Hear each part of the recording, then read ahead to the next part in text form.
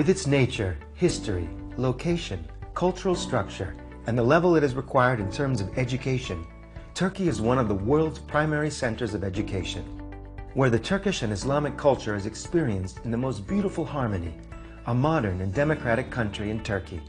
You can pursue an education in any field you wish in Turkey's foundation and state universities, such as healthcare, law, politics, engineering, and social sciences. We invite you to study in Turkey's TRADEMARK universities. Education in Turkey. Let's continue with the presentation. I will just make the presentation about our association.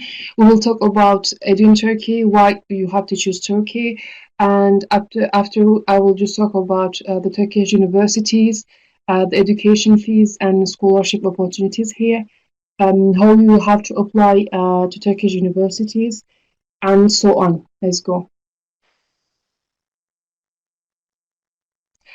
Okay, our association is an international student office. It is the first NGO having been established for promoting Turkish universities abroad. And we are founded in Ankara in 2015, and we just started our activities from here. And our vision is to promote Turkish universities abroad, so as to increase the number of the international students coming to Turkey. Why Turkey?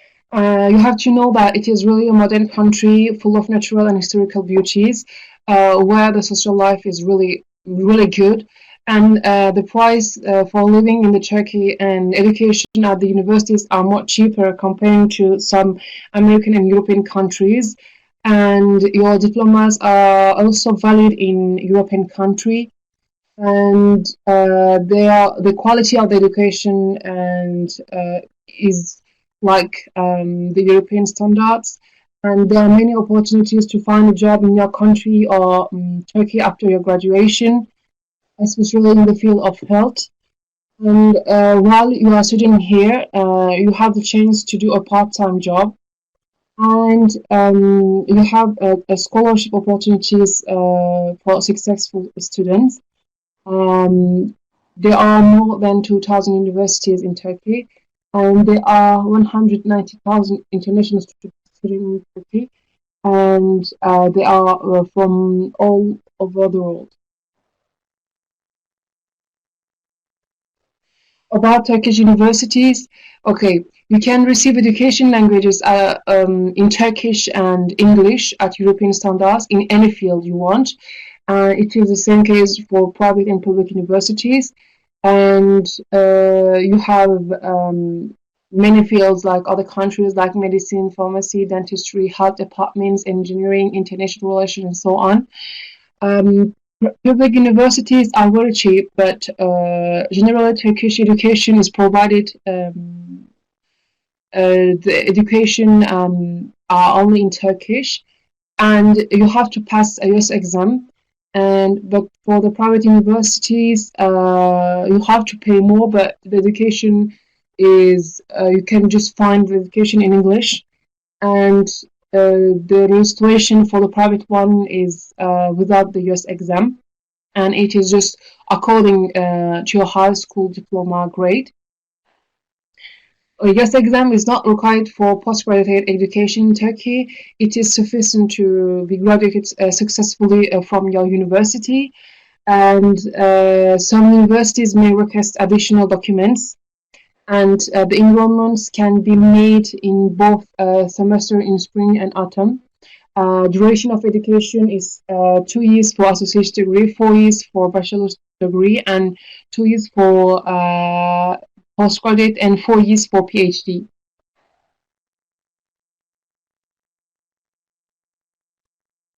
In this table, you can see the fees for many different universities and for many different fields, and you can just compare by yourself after checking out after the program. Scholarship opportunities. In Turkey, there are scholarships given by the state and social society organization to successful students.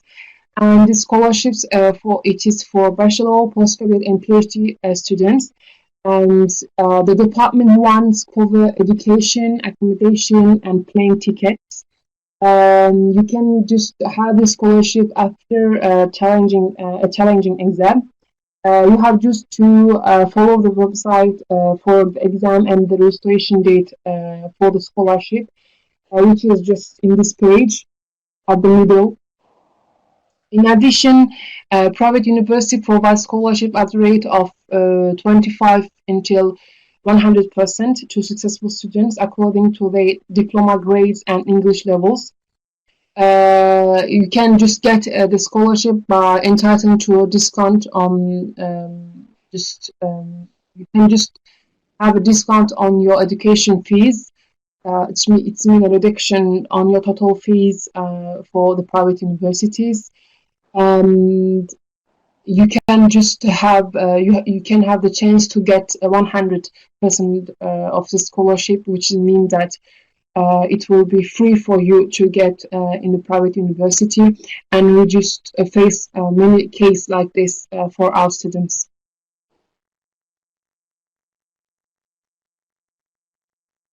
How you will apply to Turkish universities?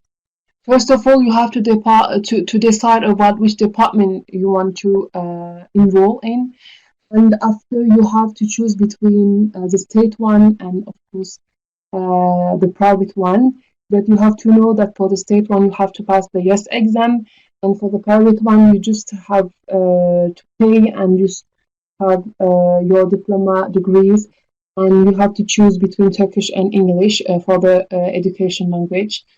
And after the entry will be made according to your high school diploma grade, and you can just after see if you have the scholarship opportunities. Okay, we will provide free counseling service for the registration to foundation universities. You can apply for registration from our website, which is just below on this page.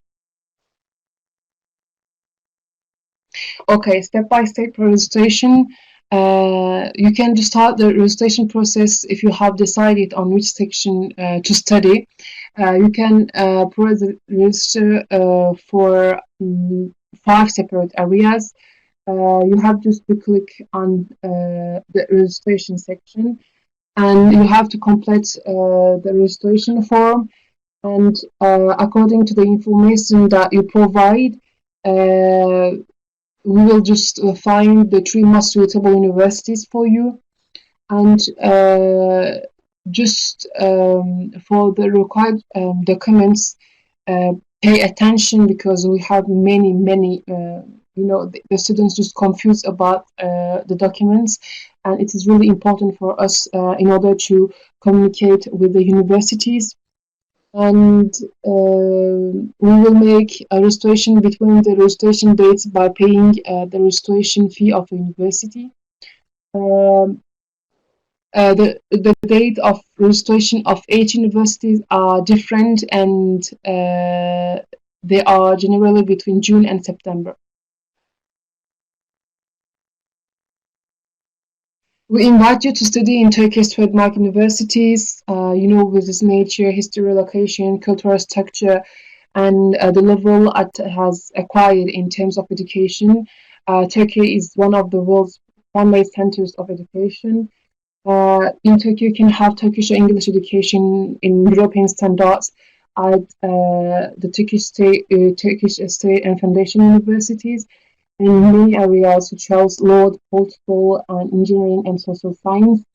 If you want to study in Turkey, you have just to fill out this link of consultancy, and you can just check the list of the university that we are representing from the link who is just below on this page.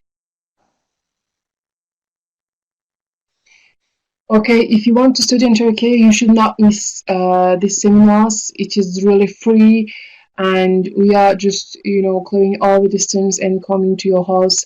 Just don't forget to follow us, and don't forget to fill out the registration form, and just to check in details every universities in order to choose the best one.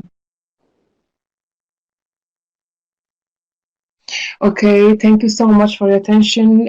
Just don't forget to follow us from WhatsApp, from Facebook, Instagram, and YouTube, and so on. Thank you so much. Buyurun Dursun Hocam. Evet, değerli arkadaşlar, tekrar hepinize iyi akşamlar diliyorum. Sizlere bu sunumdan sonra bazı kritik noktalardan bahsedeceğim. Özellikle kayıt ve burs konusunda. Good evening to everyone. We just want to point on some critical area about the enrollment on the universities. Özellikle Türkiye'de okumaya karar verdiğinizde master mı, lisans mı, yüksek lisans mı ona bir karar vermeniz gerekiyor. Ve Türkçe mi, İngilizce mi okuyacağınıza karar vermeniz gerekiyor. Bizim web sitemizi inceleyip oradaki detayları bir incelemeniz gerekiyor. First of all, you have to know if when you want to study in Turkey, you have to know if you are making your registration for a master, for undergraduate level, or for PhD degree. And after, you have to choose among Turkish and English education language. And you have to visit our website in order to know more about the situation. Ücret hususunda şunu vurgulamak isteriz.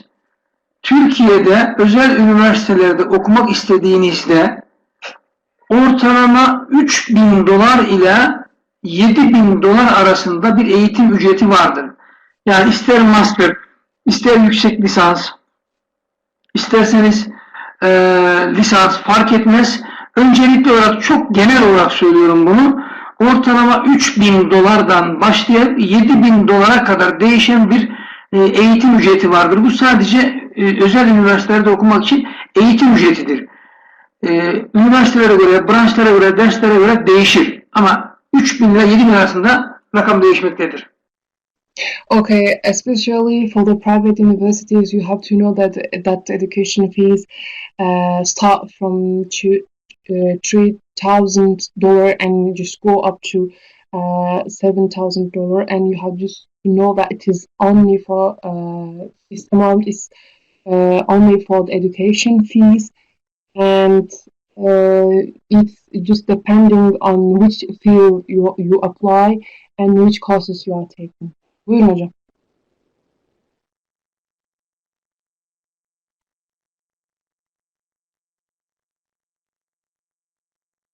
Dursun hocam. Şimdi size kayıt formundan bahsedeceğim. Öncelikli olarak bizden ücretsiz bir şekilde danışmanlık hizmeti alabilirsiniz. Yani biz sizlere herhangi bir ücret almadan, para istemeden ücretsiz olarak özel üniversitelere katılmak istediğinizde danışmanlık veriyoruz. Sizin kayıtlarınızı yapıyoruz, sizin bilgilerinizi inceliyoruz ve size en uygun 2 tane üniversiteyi sunuyoruz. O açıdan öncelikli olarak bize mutlaka kaydolmanız gerekir. Şu anda kayıt formuyla ilgili detayları anlatacağım. Okay, now we will explain about the registration form, and you have to know that we are not taking any fees about the consultancy services that we are giving to our students. It is the case for the enrollment in private universities. To the steps for our registration form.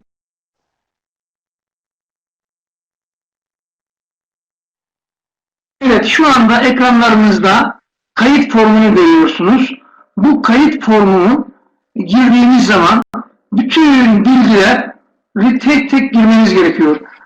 Yani herhangi bir... Okay, now you are just seeing on your screen, you are just seeing the registration form of our website. You have just to fill out all the required information. Buyurun hocam. Şimdi burada biraz detayları hakkında bilgi vermek istiyorum. Aslında formunuz çok açık. Ama önemli olan adınızı, soyadınızı, işte pasaport numaranızı, doğum yerinizi, ülkenizi, bunların hepsi belli. Eksiksiz bir şekilde bize doldurmanız, kaydetmeniz gerekiyor. Eğer bu bilgileri eksik olarak doldurursanız biz üniversitelere sizin araştırma yaptığımızda oralardan bir cevap alamayız. Bir sonuç alamayız. Cevabımız gecikir. Sürekli yazışmak zorunda kalırız. O açıdan buradaki bilgileri tek tek düzgünce doldurmanız gerekiyor. Bu önemli. Okay, for the detail about the pre-registration form, you have to know that it is really simple. We just ask for the students to just fill out all the required sections that it is written here, like your passport numbers, like your picture, your diploma degrees, your diplomas, and your everything, your birthplace. And it is really simple. You have to pay attention that any information is missing, because when we are communicating with the universities, it's just making us, your enrollment difficult, because every time you just miss some information, and it just create difficulties for us. Buyurun hocam. Burada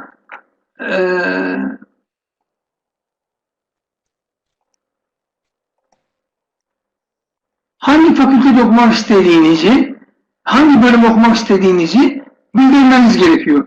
Yani ve hangi seviyede okuyacağınızı. Örneğin master yapmak istiyorum mühendislik bölümünde. Biz o zaman size master eğitimi veren, mühendislik eğitimi veren üniversitelerin detaylarını araştırıp size bilgi vereceğiz. Örneğin şurada diploma, transkript, pasaport, bunların hepsini çok düzgün bir şekilde bize göndermeniz gerekir. Bu konu çok önemli. Ne kadar bilgileri sağlam, doğru, düzgün ve hızlı gönderirseniz biz de size o kadar cevap veririz. Bu birinci konu. İkinci konu, siz kayıt olduktan sonra size bir referans numarası gelecek. Mutlaka o referans numarasını bizim WhatsApp numaralarımızdan bize bildirin ki hemen araştırmalara başlayalım. Okay, in this registration form, you have to write in which faculty do you want to study in, and in which degree.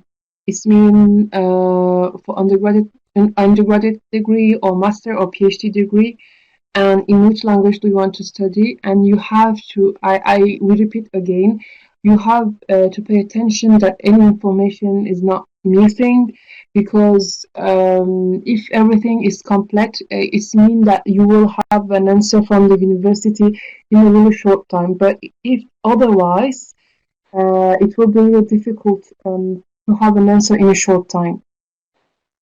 Buyurun hocam. Birçok katılımcımızın merak ettiği burs konusundan bahsedeceğim. Dikkat ederseniz şunu vurguladık biz size. Türkiye'de özel üniversitelerde okumak istediğinizde hangi seviyede olursa olsun 3.000 dolardan, tabii ki daha 2.500-2.000 dolar olan da var ama 2.000 doların altında hiçbir eğitimi bulamazsınız. Mutlaka 2.000 dolardan daha fazladır eğitimlerimiz. Bu ödemeyi göz önünde bulunduracaksınız. Bunun bütçenizi ayıracaksınız ve karar vereceksiniz. Ondan sonra da burs konusunu konuşacağız. Şimdi bunu tercümeden sonra burs anlatalım.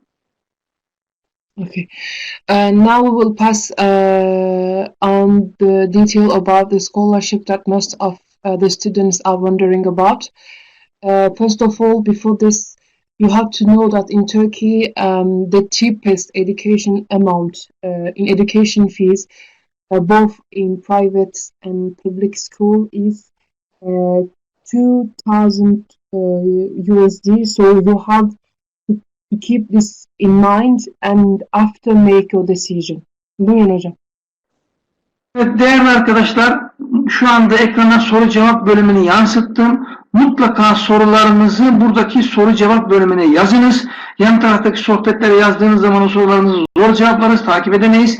Mutlaka soru cevap bölümüne yazın. Programın sonunda hepsine tek tek cevap vereceğiz. Önce bunu bir hatırlatayım. Ondan sonra da burs konusuna başlayacağım. Okay, dear students, you have to know that you can write all your questions on the question and answer section below. Don't forget, because we will just answer all the questions at the end of the program. Buyurun hocam. Evet değerli arkadaşlar, Türkiye'deki bursları üçe ayırıyoruz. Birincisi Türkiye bursları dediğimiz, az önce ekranda da gösterdiğim bir burs vardır. Bu Türkiye burslarının detayını biraz açıklayalım. Bu arada hemen ekrana da getiriyorum. Okay, you have to know that there is three types of scholarship in Turkey. The first one is Turkey scholarship, which is the state one. Türkiye burslarını kazandığınız zaman sizin bütün eğitim ücretleriniz, konaklama ücretleriniz, ulaşım ücretleriniz, yemeğiniz, cep harçlığınız hepsi Türkiye Cumhuriyeti Devleti tarafından karşılanmaktadır. Siz herhangi bir para harcamıyorsunuz. Full burslu ve en başarılı öğrencileri bulup bu bursu Türkiye Cumhuriyeti veriyor ve bu şekilde bu burstan faydalanabiliyorsunuz. Bunu Türkiye Cumhuriyeti Devleti veriyor. Okay, for the Turkish scholarship, which mean the Turkish state scholarship, it is just provided students, the foreign ones, and from different countries. This scholarship just containing.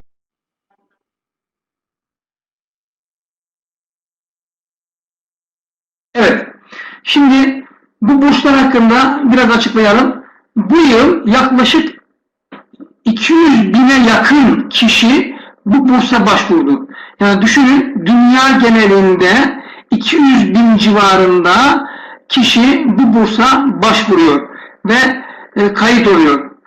Ama geçirilen sınav, diploma notları, başarı puanları, ülkeleri incelenerek sadece 8-10 bin kişi ancak bu burstan faydalanabilir. Yani bu burs çok güzel bir burs olmakla birlikte çok zor bir burstur. Bunun web sitesini detaylı bir şekilde inceleyin ve bu burslara başvurabilirsiniz. Ama çok başarılı ve puanlarınız çok yüksek olması gerekiyor ve sınavlarda geçmeniz gerekiyor.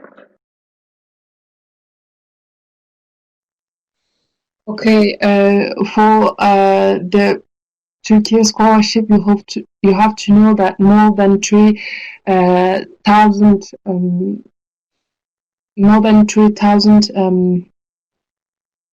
200,000 people is just trying to get this scholarship, but only 10 or 15 students just have the chance to obtain this. So it is really difficult. You have to pass some exams, and you have to be really successful to get this. Buyurun hocam. Bu bursun web sitesini inceleyiniz. Zamanında burslarımıza başvurunuz ama puanınız çok yüksek değilse bundan çok ümitlenmeyiz. Bu burs böyle. Şimdi ikinci bursu bahsedeceğim. İkinci burs. Okay, if you want to obtain the scholarship, you can just visit the website, apply for this, but you have to know that if you don't have high grades, it will be hard to obtain this. Buyurun hocam. Arkadaşlar, ikinci bursumuz daha yaygın, daha kolay ve daha değerli, çünkü daha çok kişi faydalanacak. Şöyle ki, özel üniversitelerde okumak isterseniz Türkiye'de her özel üniversitenin kendi fiyatları vardır, ücretleri vardır. Web sitesinde bunlar ilan edilir. Kişiler buraya bize başvurduğunda biz bunları önce bir değerlendiririz. Bunların diploma notları nasıldır? Türkçe seviyesi nasıldır? İngilizce seviyesi nasıldır? Bunlara bakarız ve buna göre bir ön değerlendirme yaparız. Yani bu özel üniversitelerden ciddi anlamda burs alabilmek için Türkçe bilgi seviyesi, İngilizce bilgi seviyesi, diploma seviyesi çok önemlidir. Bunları değerlendirip ona göre bir. Okay, the second scholarship, it is concerning about the private university scholarship, and it is really easy comparing to the state scholarship because they are just checking out about your grades and your knowledge in English and Turkish, and after they just make a reduction on your total education fees that you have to give to the universities. And it's really different for every student. Buyurun hocam. Burada şu önemli, sizin bu bahsettiğimiz kriterlere göre, diploma notunuza göre %25, %50, %75 hatta %100 indirim söz konusudur. Eğer bir mühendislik 10.000 dolar ise %25 indirim aldığınız zaman 7.500 dolar ödeyeceksiniz. %50 indirim yaparsanız 5.000 dolar. Eğer %100 indirim alırsanız hiçbir ödeme yapmadan bu özel üniversitelerde okuyabilirsiniz. Yani kısacası özel üniversitelerdeki diploma notunuza göre çeşitli indirimler vermektedir. So as we said before, and I just saw on the slides, the education fees can be they can make a reduction from 25% to full of free education. So it is really depending on your diploma grades and all those scores that you get from different courses in your country. Evet, bir üçüncü burs da biraz daha az olsa da herhangi bir sivil toplum kuruluşunun, vakıfların sizlere vermiş olduğu burslardır. Bu yine başarılı olan kişilere normal direktmen aylık 500 dolar, 1000 dolar şeklinde verilen burslardır. Bu normal başarılı olan Türkiye'de okuyan öğrencilere verilen direkt nakit destekler.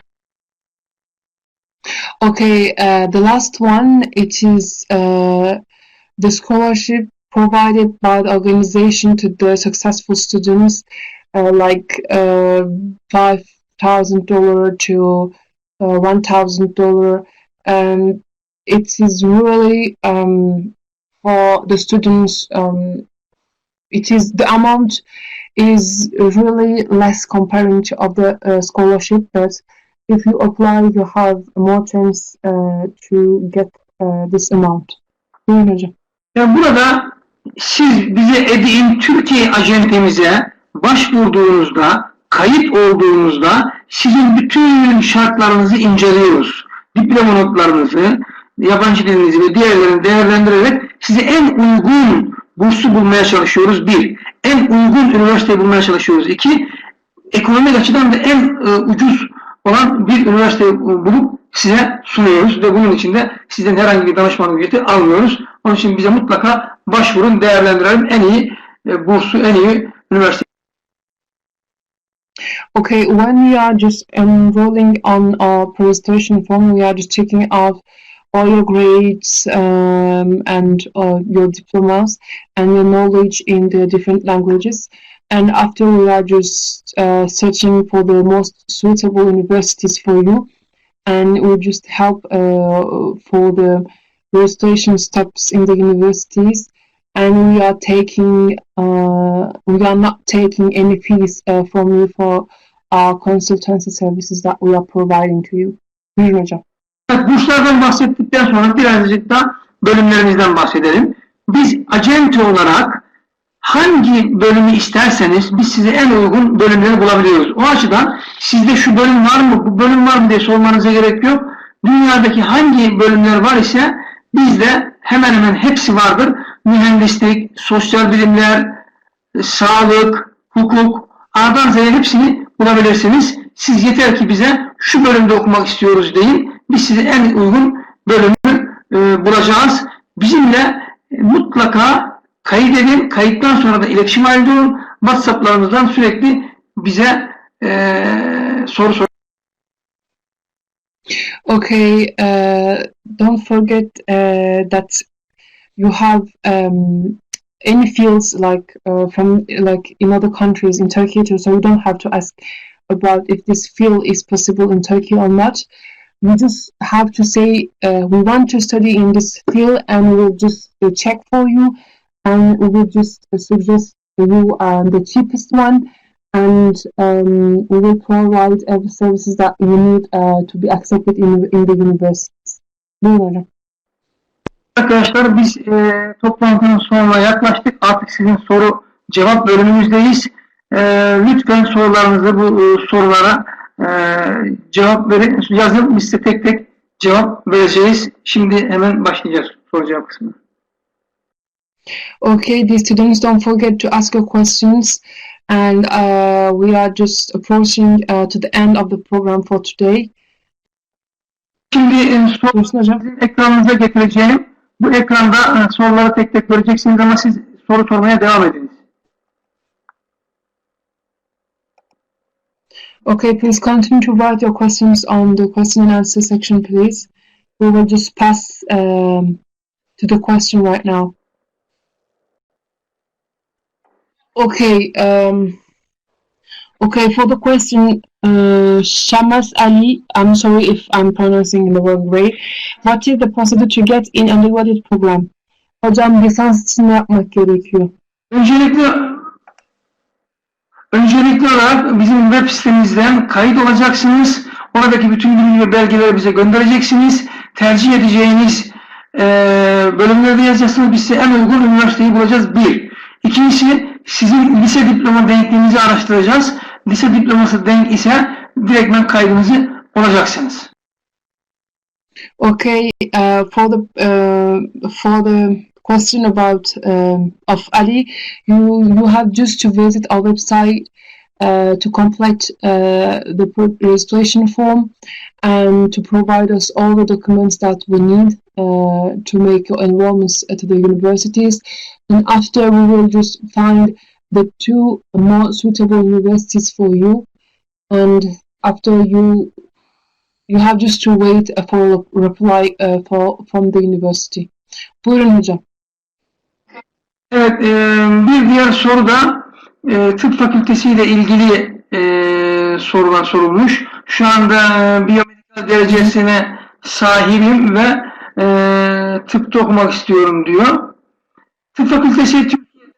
Yok hocam, biyomedisin yani biyosağlık herhalde diye geçiyor burada ama biyosağlığı bitirmiş birisi indirim alır mı diyor. Evet. Nasıl, indirim mi diyor?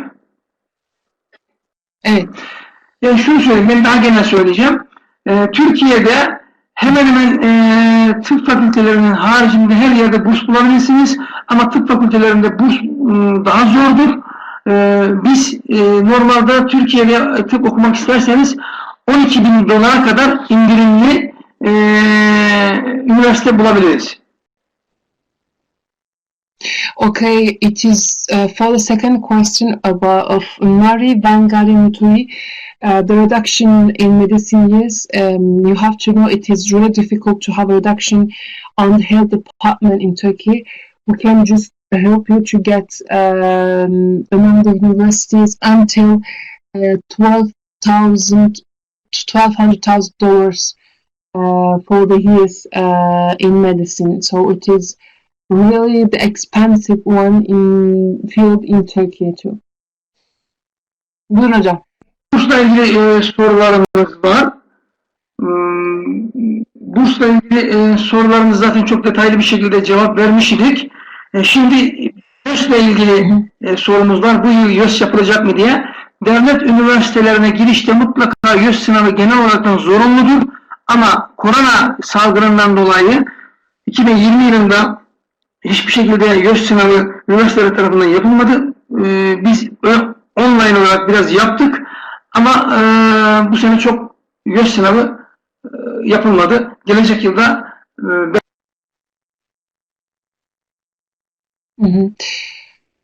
for the scholarship, we just explained in detail before, so we will not just touch on this topic about the scholarship. But you have to know that the YES exam, it is obligatory for the state universities, but because of the coronavirus this year, all the exams are just cancelled, and it is not determined for the coming years too. So it is really, we don't know about how the procedure will go on for the state scholarship. Pandemiyle ilgili biraz açıklama yapmak istiyorum. Çeşitli yerlerde de soru var. Türkiye'de koronavirüs salgını dünya genelinde en az olan, en rahat olan ülkelerden biriyiz. Yani bir Amerika'ya göre, bir İngiltere'ye göre Batı ülkelerine göre, İtalya'ya göre, Fransa'ya göre koronavirüs bizde çok çok daha azdır ve bu noktada tüm tedbirlerimiz alınmıştır. Türkiye'nin sağlık sistemi çok güçlüdür. Bu noktada tereddüt edilecek herhangi bir şey söz konusu değil. Okay, we just want to point out about the topic about the pandemic that just invaded the world. Turkey has just a strong health system, so we don't have to worry about the virus when we are coming here. You have to know that the number of patients with the virus is really comparing to the European countries or America is really the number is really not so many, and you don't have to worry about the health issues when you are coming here. Türkiye'de geldiğinizde okurken şu anda online eğitim yılbaşına kadar devam edecek. Ondan sonra yüz yüze eğitimler başlayacak. Türkiye'deki her türlü sağlık hizmetiyle ilgili tedbirler alınmıştır. Ama şunu da söyleyelim, hastalandığınızı varsayalım. Sonuçta bu hastalığa yakalanma ihtimaliniz de var. Hastalandığına yakalandığınız ve Türkiye'deki sağlık sistemi ve hastanelerimiz çok kaliteli olduğu için çok kısa sürede tedavi edip normal hayatınıza dönerseniz. Yani şunu demek istiyorum, bir, tedbirler alındı, o noktada bir sıkıntı yok.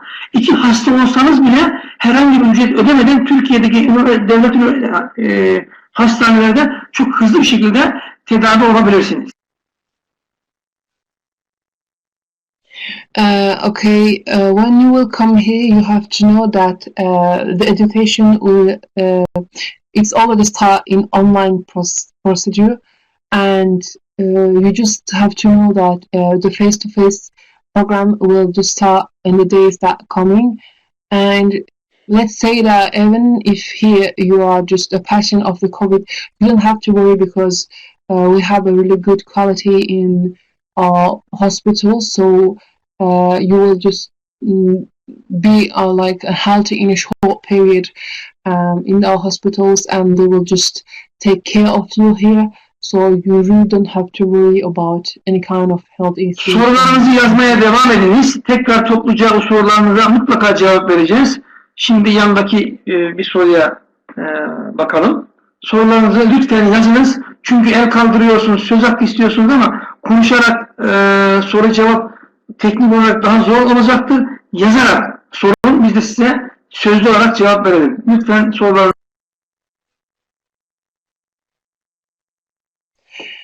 Okay, if you're not writing your questions, we are not able to answer them, so don't forget to write all your questions, and we will continue. Buyurun hocam. Evet, şimdi vize ile ilgili bir soru var. Ona cevap vereceğim. Sohbet bölümüne yazılmış. Türkiye'ye gelip de vize alıp Türkiye'ye gelmeniz prensip olarak bir kurala bağlıdır. Bir, önce bir üniversiteye kayıt olacaksınız. Üniversitenin ön kayıt ödemesini 500 dolar, 1000 dolar yapacaksınız. Ve biz de size bir resmi davet mektubu göndereceğiz. Siz o resmi davet mektubuyla ve diğer gerekli vize belgeleriyle kendiniz vizeye başvuracaksınız. Yani burada dikkat edeceğiniz konu, önce bize başvuruyorsunuz, biz size uygun üniversiteyi buluyoruz, oraya kaydınız yapılıyor, oranın ön ödemesini üniversiteye yapacaksınız. Bu ön ödeme zaten normal eğitiminizden düşücü olan bir ödemedir. Ondan sonra biz size kesin bir davet mektubu göndereceğiz. Vize ile ilgili diğer evraklarla beraber vizeye başvuracaksınız ve vizeyi alıp Türkiye'ye gelebilirsiniz. Okay, for the visa issue, you have to know that there is not a really simple way to get this for every country. So the steps in Turkey are in this way. I will explain step by step. We will just make the registration to a university for you, and after you will just have a letter from the university saying that you have to pay a special amount, which is just varying among like $1,000 to $1,500. So you just have to pay this first amount, and after the university will just give you an official letter who will just help you to get your visa, and is in this way that you will just have you will get your Bir başka soru da Master'da davet mektubunu nasıl alırım diyor. Aynı şekilde bizim web sitemizden kaydolacaksınız.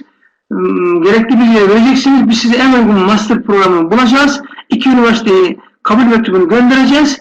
Ona göre hareket edeceksiniz. Birincisi bu. İkincisi sonbahar master programları hemen hemen kayıtlarımız tamamlandı. Aralık ayından itibaren ilkbahar programları başlayacak. Ona şimdiden başvurabilirsiniz. Biz sizin adınıza kabul mektuplarını alıp göndereceğiz. İlkbahar için, sonbahar için artık şu anda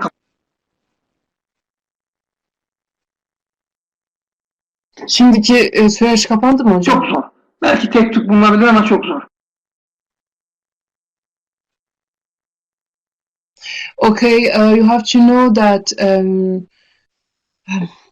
the registration in this period for one of the university is not possible for the most of the case in Turkey. So you can be accepted for the next semester, and you can just start to make your enrollment from our registration form on our website, and we will just help you to find the most suitable universities for you.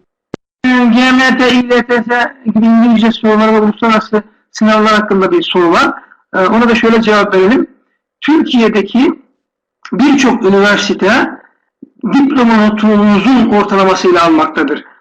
Lisansa ve master'a. Birincisi bu. Ama bazı üniversitelerde lisans diploma notunuzun haricinde mutlaka bu belgeleri de isteyenler vardır. İngilizce yeterlilik seviyesi, Türkçe yeterlilik seviyesi, uluslararası SAT sınavı, İLTS sınavı da isteyen ve onlarda belli bir puanı isteyen üniversitelerde. Okay, you have to know that for the master program, they are taking account your undergraduate diploma average degree, and they can ask for more documents, and that's all. Buyurun hocam. Unutmamak gerekir. Her üniversitenin koymuş olduğu şart ve puan farklıdır.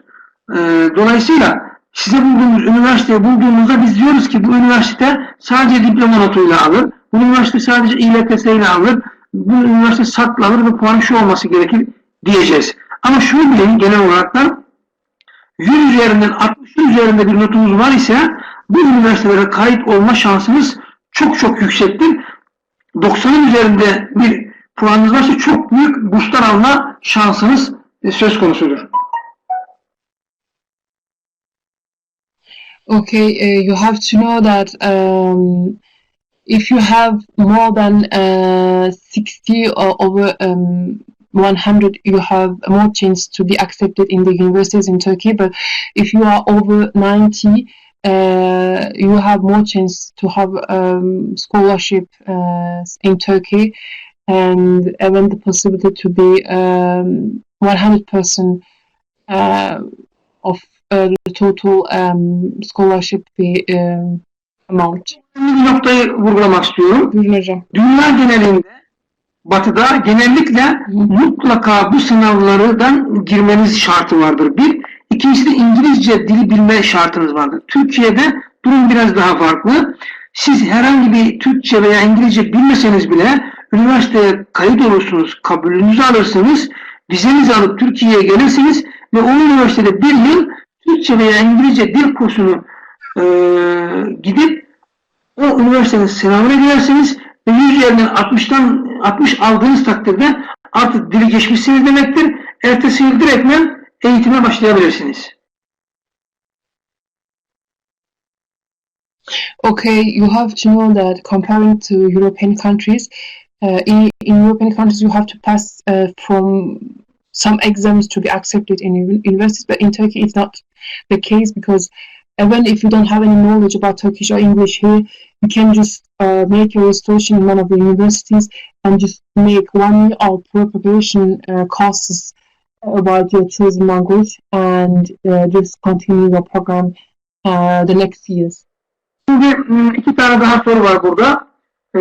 önceden bursa kaydoldum ama alamadım diyor. Sanırım Hüseyin Bey Türkiye burslarından bahsediyor. Bir kere Türkiye burslarını...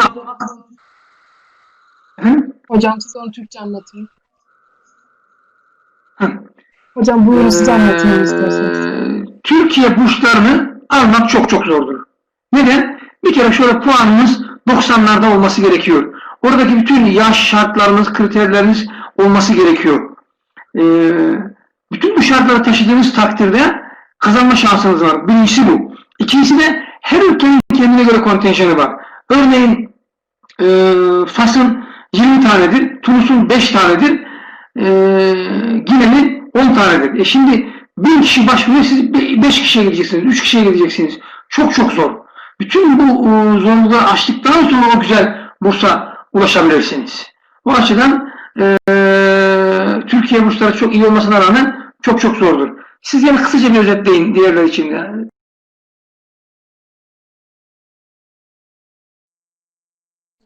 That he tried many times to get the Turkish scholarship, which is a state scholarship, but Mr. Dusun said that it is really difficult to get this because there is really a limited places for every countries, and if there is students who are more successful than you, they just give to them instead of giving to you, and it is really there is a hard chance to obtain this.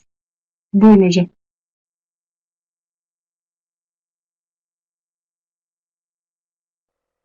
Değerli arkadaşlar, şimdi sorularınızı tekrar buraya yazıyorum. Gelen son soruları da ekranda sanırım görebiliyorsunuz. Soruları görebiliyor musunuz Zehra Hanım? Kırmızıyla. Hı hı. Tamam. Şimdi gene chatten bir soru var, ona cevap verelim. Sonra onlara başlayacağız. İngilizce, kayıtlı İngilizce sertifika şart mı? Şimdi soru şu. Türkiye'deki üniversitelere kayıt olur iken İngilizce dil bildiğinizle ilgili sertifika şart mı diyor. Bunun cevabını şöyle veriyorum. 1.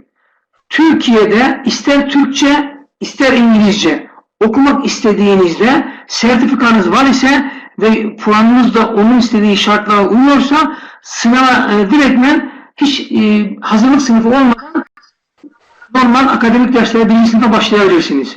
Ama bir sertifikanız yoksa, TOEFL, İLTS gibi sertifikanız yoksa, çok kendinizi İngilizce'de iyi hissediyorsanız o üniversite sınava tabi tutar, 60'tan yukarı alırsanız yine direktmen geçersiniz. İkincisi bu. Üçüncüsü, sınavınız da yok, belgeniz de yok, İngilizceniz de çok iyi değil. O zaman bir yıl hazırlık kursu olacak. Yani sonuçta ya belgeniz olacak, direkt geçeceksiniz, ya sınava gireceksiniz, sınavı geçip direkt gideceksiniz, ya da bir yıl hazırlık kursu okuyacaksınız, ondan sonra devam edeceksiniz. Türkiye'nin ana prensip kuralı budur ve eğitim dili de For the question of Reduan, for students in English, we must have certificate which proves English to enroll. The question is, if you have documents to just proves that you are good in English, you can just directly start from the first year of your education, comparing to the other case when you don't have the necessary documents, where you have to pass the English test that each university are just giving to their students, and you have to be successful in this exam and just start from the first year. Or if you are not good enough in English and you don't have any documents, you have to just make 1 year of preparation in English. Bir başka soru da şu, Mustafa Bey'in sorusu, 8. soru. Şu anda Türkiye'de prensip olarak kayıtlar Kasım ayına kadar devam ediyor. Yani normal zamanda Eylül ayında biten kayıtlar korona salgınından dolayı Kasım ayına kadar kayıtlarımız devam ediyor. Ancak kontenjanları dolan bölümler artık kayıt kabul etmiyor. Çoğu kontenjanlarda dolduğu için kayıt vaktimiz olmasına rağmen kayıt olamıyoruz. Ama kontenjanı dolmamış ise kayıt süresi de Kasım'a kadar olduğu için hala kayıt olabilirsiniz. Buyurun. Okay, for the eighth question of Mr. Mustafa, for this year, because of the virus, the registration date go until November, and yes, you have the chance to start for this year, but you have to know that most of the field are full right now, and there is no places, but it's really depending on which field you want to apply. And you have to know that, as we said before, most of the departments are full right now. But just try your chance and make your registration from our website to have the chance to be accepted for the next semester at least. Değerli arkadaşlar, son soruyla kapatıyoruz. Gene 2 tane sorumuz var bursla ilgili. Şunu unutmayınız ki Türkiye'de diliniz çok iyi ise, Türkçe veya İngilizce, diploma notlarınız böyle 90'lardaysa başvurduğunuzda bir şekilde burs alabilirsiniz. Ama bu burs bazen indirim şeklinde %25, %50, bazen de full olabilir. Burada tıp fakültesi, veterinerlik diye tek tek ayırmamıza gerek yok. Genel olarak başarılı olan kişiler burs alabilir. Ama tabii tıpta biraz daha zordur. Örneğin burada veterinerler demiş. Eğer şartlarınız tutuyorsa tabii ki burs alabilirsiniz. Önce kaydolun, inceleyelim. Ona göre. Okay, you have to know that in Turkey, if you have knowledge in foreign languages, you have more chance to have a scholarship. And you have to know that just fill out the pre-registration form from our website, and we'll just take out your situation and give more details about your case. Arkadaşlar, EDÜ'nün Türkiye acentesi olarak sunumumuzun sonuna geldik. Bundan sonra her ay bir Fransızca, bir İngilizce online seminerlerimiz devam edecek. Bu seminerlerimize her zaman katılabilirsiniz ve buradan detaylı bilgi alabilirsiniz. Ve en önemlisi de sosyal medya hesaplarımızı takip ediniz. WhatsApp'tan sürekli soru sorup bizden cevap alabilirsiniz. Okay, now it is the end of our webinar, and don't forget to follow us on our social medias, and don't forget to ask your question on WhatsApp. We will just be here to answer your questions and help for the steps to be enrolled in one of the universities in Turkey. Don't forget that from today, each month, we are organizing webinar in English and French. Herkese iyi akşamlar diliyorum. Saygı ve selamlar. Good evening to everyone. Thank you to everyone, and we just wish success to everyone. Goodbye.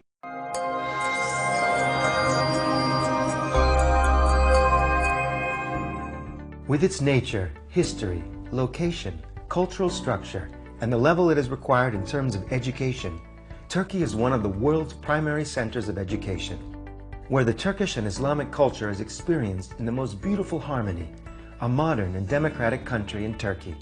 You can pursue an education in any field you wish in Turkey's foundation and state universities, such as healthcare, law, politics, engineering, and social sciences. We invite you to study in Turkey's trademark universities. Education in Turkey.